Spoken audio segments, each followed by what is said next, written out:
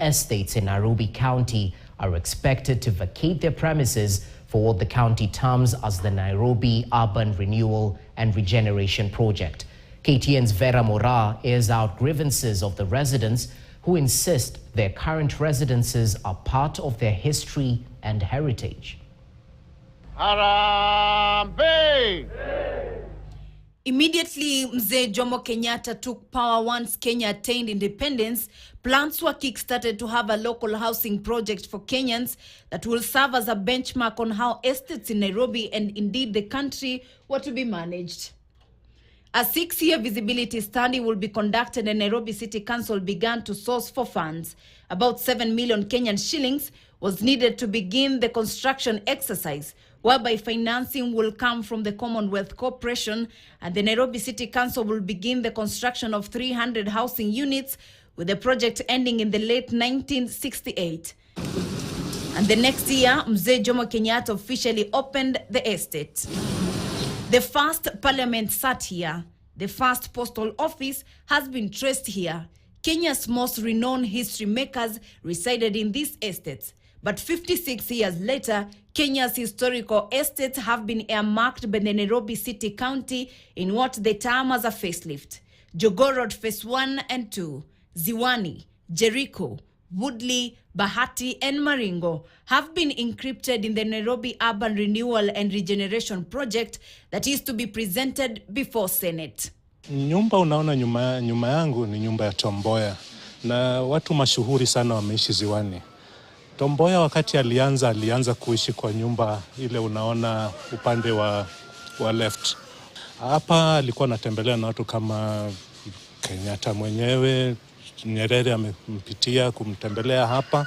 Opposite nyumba ya Tom Mboya kuna nyumba ya Phoebe Asio ambaye pia yeye alikuwa prominent person hapo mbele na kwa member of parliament wa either Karachuonyo or something like that. So Ziwani iko na historia njema. It is clear they have the history of this place engraved to their hearts and hope that the government preserves it for the future generation. It's important that in any society we also respect and not destroy some of the important historical elements in this development. The Eastlands part of the city where we have estates like Mbotela, Maringo, Shauri Moyo, Makongeni, Jericho, Ziwani, Bahati have a history to the foundation of the city and the evolution of the city from a railway depot to a trade hub in the East African region. The approach by the county is similar to that of the national government. However, Nairobi City County Government Acting County Secretary and Chief Officer Urban Planning and Development Patrick Analo says their approach is different. The Urban Housing Renewal and Regeneration Project is an idea that was drafted earlier before the Affordable Housing Program came to the limelight. It was touted by former Nairobi City County Governor Dr. Evans Kidero. The fact that it failed 15 years ago does not mean that it cannot work. You have to keep on improving your systems in order to make sure you do not repeat the mistakes of the past. This project will be a joint venture where the private sector will play a major role while the county provides land. He said scoping studies have been done, including baseline surveys, whose findings give the county a picture of the density of amenities and services the residents will need. There are some units which will be left to our partners through the joint venture process that will be offloaded to the market in order for them to be able to recoup their investment. The county will then sign a memorandum of understanding with existing residents that will guarantee them units once completed. Okay, tunataka hizi nyumba kitu yote tafanyika hata zikijengwa wakaaji wa mtaa wazaliwa juu tunajua na namba za nyumba. Tupewe first priority kabla mtu mwingine kuangaliwa. The government to make sure that the governance system being able to take proper statistics as who lives there, what are their conditions, and so on. And finally, those who get to benefit are also clearly identified. I think that becomes important.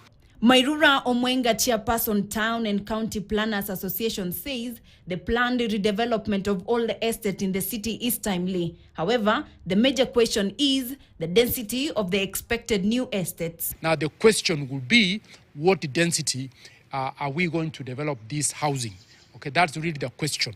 So that we make sure as we accommodate more people, we also make sure that there is adequate infrastructure, there is adequate water, there is adequate sanitation in terms of sewerage. That then makes the totality of a good housing environment. Jogoo Road Phase 1 and 2 estates have received a notice from the Ministry of Lands, Public Works, Housing and Development.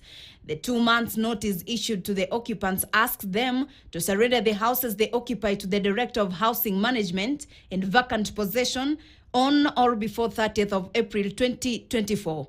Other areas like Ziwani, residents are left in the dark. Kwa leo wanatuambia mambo fulani, baada ya masiku fulani tena unapata wanaleta mambo fulani. Development ni mzuri, lakini lazima ikuje na mpangilio, lazima ikuje kama wanaziwani wanajua itafanyika kivipi. Despite some being reconstructed less than 5 years ago, generally, the government's plan is to do more houses to accommodate its population of 6 million, with 1 million commuting to their workplaces from neighboring counties of Kiambu, Kajiado, and Machakos. Vera Mora, KTN News.